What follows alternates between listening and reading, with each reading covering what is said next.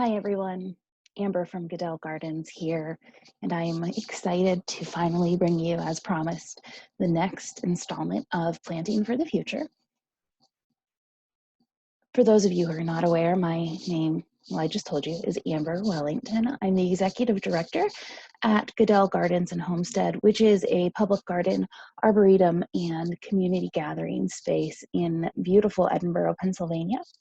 We decided to start doing this project because a lot of people have been asking for some information and guidance on starting their own vegetable garden as a result of the lack of food that they saw during the first several weeks of the stay-at-home orders and general just sort of reaction to COVID-19.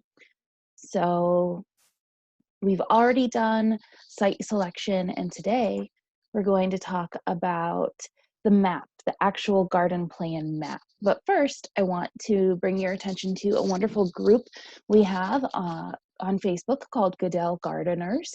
You can find the link on your screen right now, and I'll make sure that I drop it in the comments underneath where this video will be shared. But I just want to let you know that if you search Goodell Gardeners on Facebook, it should pop up. It is a private group, so you do have to be approved to join. That's just a way for us to make sure that we don't end up with a bunch of spam bots in the group.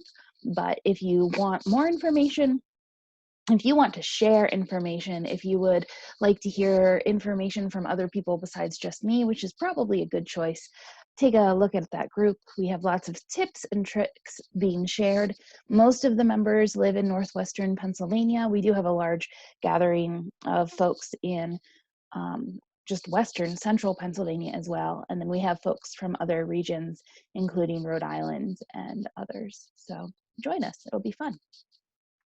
So we've already talked about choosing the site for your garden and a little bit about different garden methods, but really the next step is to sort of sit down and figure out what you want to plant. We talked about this a little bit before, but this really is something that needs a little bit more focus.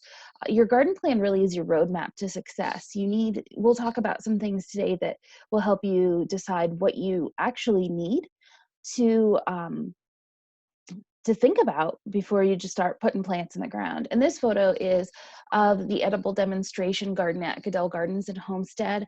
I want to say that this photo was taken in 2015 or 2016.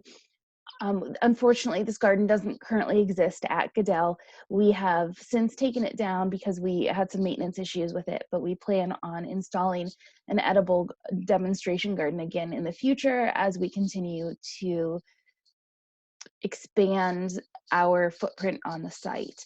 Here you'll notice that we used the square foot gardening method with raised beds directly on the ground. These are 4 by 8, I believe, beds, the 4 feet by 8 feet. And in the distance along the back fence line in front of the house, you'll notice that there is some plastic down. That was where we did our Three Sisters garden. So just a row of beans, squash, and corn. And then on the far end near the flowering trees, you'll see some straw bales. We were sort of experimenting with straw bale gardening that year. So when you're thinking about your map, your garden map, you need to consider some things. And our first suggestion, and this has come from just about anybody that I've spoken to about starting a new garden if you've never done it before, is to start small. We really don't want to encourage anybody to, for the first time they've ever grown food, go out and till up an entire acre worth of land and just start working that land, because there's a good chance if you've never done it before, you're not going to be successful if you bite off more than you can chew. So start small. Start with your front garden beds. Maybe you have a flower patch out front and you want to take it over with vegetables or edibles. So just don't go crazy. We know that folks are a little bit frightened right now. They're concerned about their food security and the food systems that we have in place, but make sure that you're not going to overdo it. If you've never gardened before, you really just need to start on a small scale. Also, think about what you like to eat. and who else you are feeding, how much you actually want to grow. So if you like to eat squash, let's say you love zucchini, consider how much zucchini you can actually eat or sell. How much space do you actually have, what will actually grow in your conditions, and what grows well together. And this is really something that we could probably do an entire separate session on, companion planting, but we'll touch on it a little bit today. I'd recommend that you guys take some time and do some research about companion planting at some point. So the first thing is, what do you like to eat? It doesn't make any sense to grow something that you won't eat or somebody in your household won't eat, or that you can't sell if you're planning on marketing your products. And so I included a picture of beets here on this slide. I personally love beets. My husband cannot stand them. So obviously in my garden, if I'm going to plant beets, I need to plant just enough for me to eat and or can, because my husband won't eat any of them, whether they're canned or not. So just, don't plant a bunch of beets if you're not going to eat them. And then we've talked about this last time, but I can't say enough about this. How many people are you going to feed? If you are a family of 4 and you eat a primarily plant-based diet, then obviously you're going to need to grow more food than if you're a single person or a couple and you guys eat a lot of meat, right? So here is on your screen, and I showed this last time. It's a great planning guide from Garden Betty. Take a look at that and see what she's suggesting. Or take a look at other places, do some research online. There's lots of information, and just sort of make sure that you know what you're getting yourself into and that you're allotting enough space. And also consider, you don't necessarily have to grow.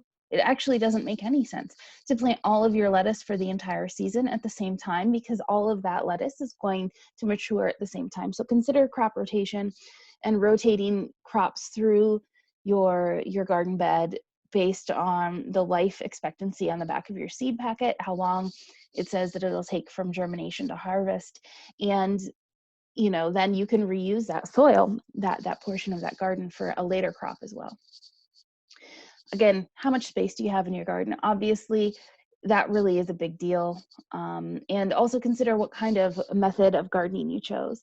So obviously your plant map is going to look much differently if you are doing a square foot garden or a raised bed garden like this, as compared to if you're going to just till up that land and put the grass, or get rid of the grass and put your plants directly in the ground. And then companion planting.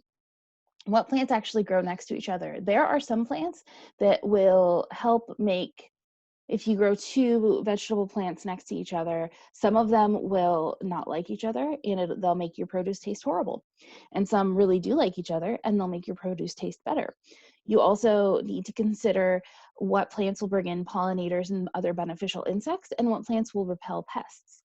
You can also use some sturdy plants that are tall as a trellis. And again, that's the Three Sisters method of planting, where you plant corn, beans, and squash in the same portion of your garden. So then the corn grows up and the beans grow up around that corn, using the corn as a trellis, and then the squash kind of trails out. So you've got 3 types of plants, but they can actually grow in the same footprint because the way they grow is different. And they're also good companions. So, take a look at this wonderful guide that I actually found on the gardentowerproject.com. Which is another method of gardening, another type of gardening you can do. But I just thought that it was really interesting, and it kind of showed, it's a chart. And in my mind, like, it makes me think of those zodiac sign compatibility charts, so beans will grow well with cucumbers, but don't grow your beans with garlic. And so you can take a look on their website to see that wonderful visual aid, or just look online, find another place to take a look for your companion planting as well. And then you really just have to make a map. And there's so many ways you can make a map. You can draw it on regular paper, you can draw it on graph paper, you can use some computer software, you could use a garden planting website. I actually found this great tool on the Farmer's Almanac garden Planner website, and there's a free 7-day trial, and you actually put in the size of your garden bed, and then you can choose your plants and plop them in, and you can see around the strawberry, there's like the shaded gray area that shows you how much space that strawberry is going to take up. So it really gives you the opportunity to see where it goes, and it automatically calculates how big your plant is and how much space it needs to have. And so if you're interested in that, you can actually go to the Farmer's Almanac garden planting website.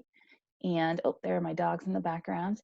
But you can actually look at it, and you can pick up, and you just drag and drop your plants. And obviously, like, I was just picking random plants, so I have not done the research on the companion planting compatibility of strawberry, basil, nasturtiums, and marigolds, but I was just kind of playing around so that I could show you guys how this works. And then you also want to just consider, you know, again, how big your plants will get, how much space they need to grow. Another great resource that we like to use is the book Square Foot Gardening, the all new Square Foot Gardening by Mel Bartholomew. In it, he actually gives you a formula that you can use based on the information on the back of a seed packet, but also just tells you, you know, this plant will take 1 square foot of space when you grow it. So it's really interesting to see, and there's lots of information out there. So just do some research and it'll be great. So again, remember, start small. What do you like to eat? Who else are you feeding? How much space do you actually have? How much do you want to grow? What will grow in your conditions? Again, take a look at the USDA zone hardiness map for plants and what grows well together. And again, if you want more information, let us know. If you want to have a class about companion planting, we actually have a friend of Goodell Gardens who is experienced in this, and I would be more than happy to ask her to do a webinar for you just about that. So next time, we'll talk about seeds or plant starts and what's the best choice. And we'll talk a little bit about starting seeds and maybe where you can actually get plant starts. But if you want more information specifically about this right now for Northwestern Pennsylvania, make sure that you join our Goodell Gardeners group on Facebook, because we have been keeping track. As a group, people have been posting where they see seeds, where they see plants, where they know you can actually go and get these things, whether it's through curbside pickup or ordering online, because we recognize that right now, a lot of garden centers in Pennsylvania, well, all garden centers in Pennsylvania are restricted because of the pandemic and the reaction to keep everyone safe from that. If you have questions or you'd like to make a request for additional programming in the series, send an email to growing@goodellgardens.org and we will get back to you or do our best to create, you know, the program that you're requesting. Visit us online, goodellgardens.org. Or on Facebook, we're Goodell Gardens and Homestead, or on Instagram, we're at Goodell Gardens. And just a quick, you know, we really appreciate your time, that you're looking for information about growing your own food, because it is probably one of the most life-sustaining things you can do. If you appreciate programming like this, we're doing our very best to offer it free of charge, because we realize not everybody is able to give.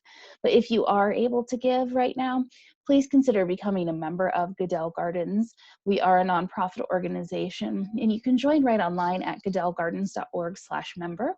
There's a bunch of information on the website that tells you about the wonderful benefits that you get if you become a member. And our members make a once a year annual contribution that helps support our mission, and then it gets them a few benefits. Or if you're already a member, or if you'd like to make a one-time donation, you can visit goodellgardens.org/donate. It will ask for some information from you, but it's basically just a way for us to make sure that you are thanked. It is important that everyone who makes a contribution to a nonprofit organization at this point knows that they have those tax receipts. They get those from the organization, because during the most recent stimulus package that was passed, the CARES Act, Congress approved an above-the-line deduction on your taxes for next year. So for your 2020 taxes, which you'd be filing in 2021, you can claim up to $300 above the line off of your taxes if you take the standard deduction, and it's much more beneficial for folks who take the itemized deduction. So, you know, make sure that you're getting a receipt, and that's the reason why we asked for that information. Or if you, like I used to be, are a crafter or somebody who does a lot of moving money through PayPal, visit paypal.me/Goodell Gardens and make a contribution there. You don't have to make a big contribution. Any amount helps right now. We are seeing a pretty significant loss in earned revenue as we have to cancel events. We currently are not having any public events in the month of May, and that's a pretty big deal for us financially. So as an organization that only operates, you know, 6 months out of the year, losing an entire month of operational revenue is pretty tough. So if you're able to support us, we certainly appreciate it. But if you can't, we understand, and we'd really want you to know that we'll still be here for you. We'll still continue to offer programming that's available to you free of charge, and we hope that you are able to focus on keeping your families well. And with that, I think that we're done for now. So we'll be back. I can't promise an exact time, but we'll be back to talk about seeds or plant starts soon.